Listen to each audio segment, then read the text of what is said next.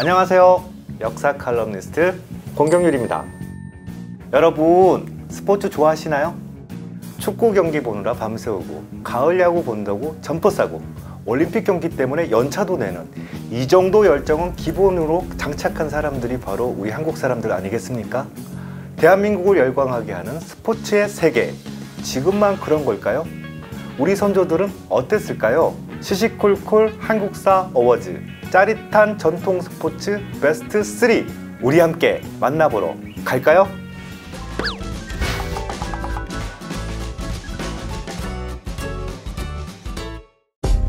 짜릿한 전통 스포츠 3위는 피를 부르는 격렬한 돌팔매질, 석전입니다.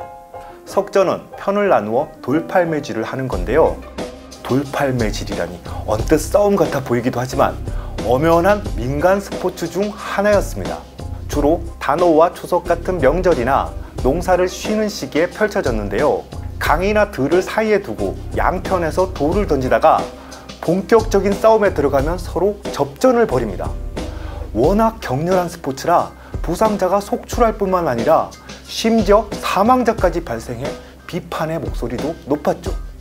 석전에 대한 기록은 삼국시대로 거슬러 올라갑니다. 고구려에서는 매년 초 왕과 신하들이 대동강에 모여 서로 물을 끼얹고 돌을 던지면서 놀았다고 합니다. 신라의 경우엔 석전이 군사훈련과 실전에 활용되었죠. 고려시대가 되면 단오풍속으로 팔매 싸움이 열렸어요. 그리고 조선전기에는 석전에 대한 상반된 기록이 나옵니다. 세종은 사람이 상하는 것을 염려하여 금지시켰지만 예종이 그것을 부활시켜 사상자가 생겼다는 겁니다. 조선 후기로 접어들면 석전이 백성들의 인기 스포츠가 됩니다. 19세기 홍성모의 동국세시기를 보면 이런 대목이 눈에 띄는데요. 산문 밖 아현 사람들이 만리현에서 편을 갈라 돌을 던지고 고함을 지르면서 접전하였다. 산문 밖이 이기면 경기도에 풍년이 들고 아현이 이기면 다른 도에 풍년이 든다는 속담이 있다. 이마가 터지고 팔이 부러지고 피를 보고서도 그치지 않는다. 부상을 입어도 후회하지 않고 죽어도 보상법이 없다. 성안의 아이들도 이를 모방하여 편싸움을 벌인다. 관청에서는 싸움이 너무 격렬해지면 개입했지만 대개는 모르는 채 하고 사망자가 생겨도 불가피하게 여겼어요. 관중들은 밀고 밀리는 접전을 손에 땀을 준 채 구경했는데요. 땅이 울리도록 소리를 지르고 끊임없이 욕설을 쏟아냈습니다. 어쩌면 지배층의 핍박과 부정부패에 대한 울분을 석전이라는 격렬한 스포츠를 통해 배출했는지도 모르죠. 눈물이.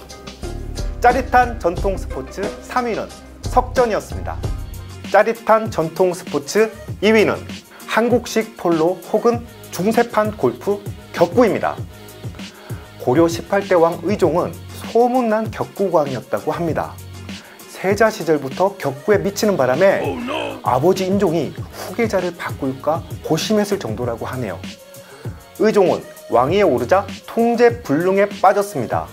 어차피 정치는 문벌 귀족들이 틀어지고 있었기에 나라는 돌보지 않고 여기저기 격구장을 만들고 경기가 끝나면 연회를 열었죠. 격구장에서 승려 3만 명을 먹였다는 기록도 있습니다. 관람객 3만 명 규모의 격구장도 놀랍지만 그들을 먹이기 위해 나라의 재정을 얼마나 탕진했을까요? 게다가 의종은 격구 친구들을 측근으로 삼았는데 그들의 횡포가 말도 못하게 심했다고 합니다. 결국 이 운동권 임금은 왕위에서 쫓겨나게 되는데요. 1170년 정중부 등이 일으킨 무신정변으로 감금되었다가 1173년 이의민에게 허리가 꺾여 비참한 최후를 맞습니다. 도대체 격구가 얼마나 재미있는 스포츠였기에 임금이 정신없이 탐닉하다가 목숨을 잃었을까요? 격구는 크게 기마격구와 보행격구로 나눌 수 있습니다. 기마격구는 고려시대에 유행했는데요. 말을 타고 달리면서 채에 나무공을 퍼올려 구문에 집어넣거나 경기장 밖으로 내보내면 득점하는 방식으로 현대 폴로 경기와 유사합니다. 기마격구는 조선시대로 이어졌습니다.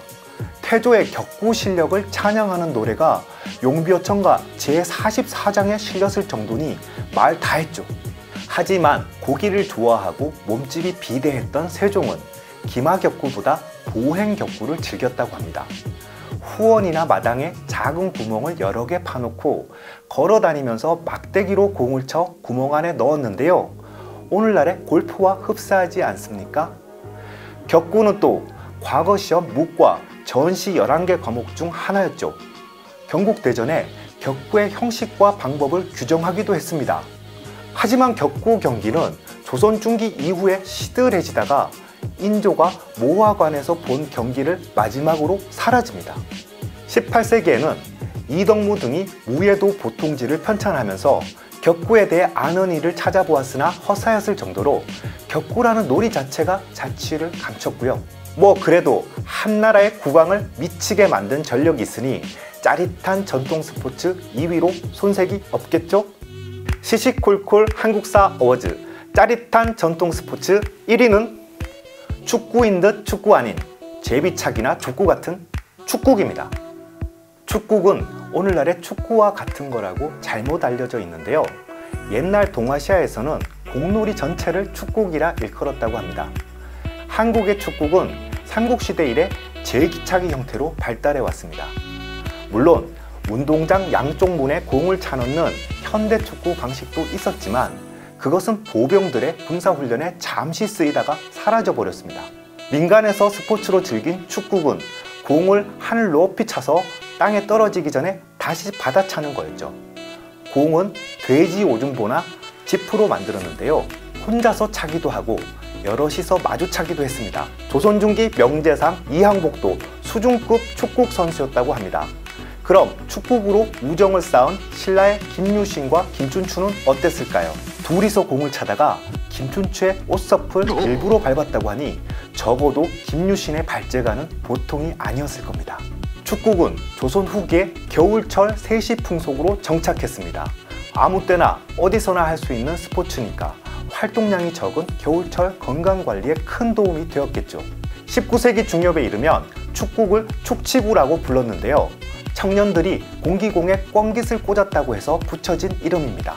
반면 아이들은 공을 구하기가 어렵게 되자 엽전을 이용한 축구, 즉 지금의 제기차기를 개발했는데요.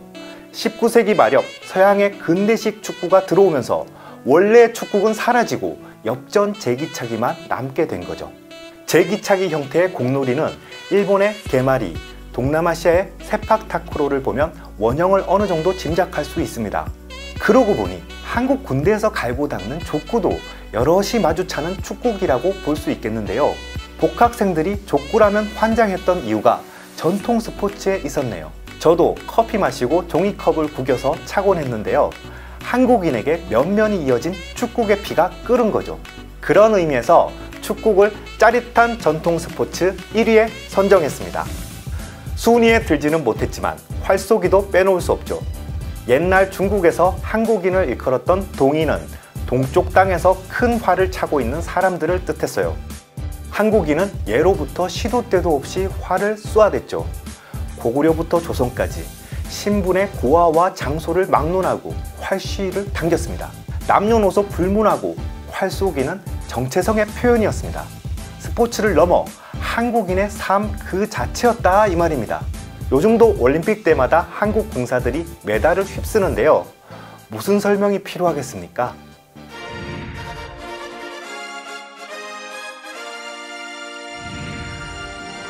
시시콜콜 한국사 어워즈 짜릿한 전통 스포츠 2002 월드컵 4강에 여러모로 기여한 상 축구. 축구는 한국인이 오랜 세월 광범위하게 즐긴 뼈대 있는 공놀이로서 언제 어디서나 쉽게 찰 수 있어 활동량이 적은 겨울철 건강관리에 기여했으며 후손들이 무료한 군대 시절과 뻘쭘한 복학학기를 활기차게 지낼 수 있도록 도왔으므로 널리 한국인을 짜릿하게 한 공을 기려 이 상을 드립니다. 권경률의 시시콜콜 한국사 어워즈 제작진 일동 축하합니다. 지금까지 역사 속의 짜릿한 전통 스포츠를 만나봤는데요. 선조들이 서로 어울려 역동적으로 스포츠를 즐겼구나 싶어서 한편으론 신기했고 한편으론 부러웠습니다. 현대인은 짜릿하게 뭔가를 즐기려고 해도 시간도 공간도 턱없이 부족하기만 하잖아요. 그래도 공 하나 마련하고 머리 맞대고 마음 모아보면 무언가 재미난 걸 시작할 수 있지 않을까요?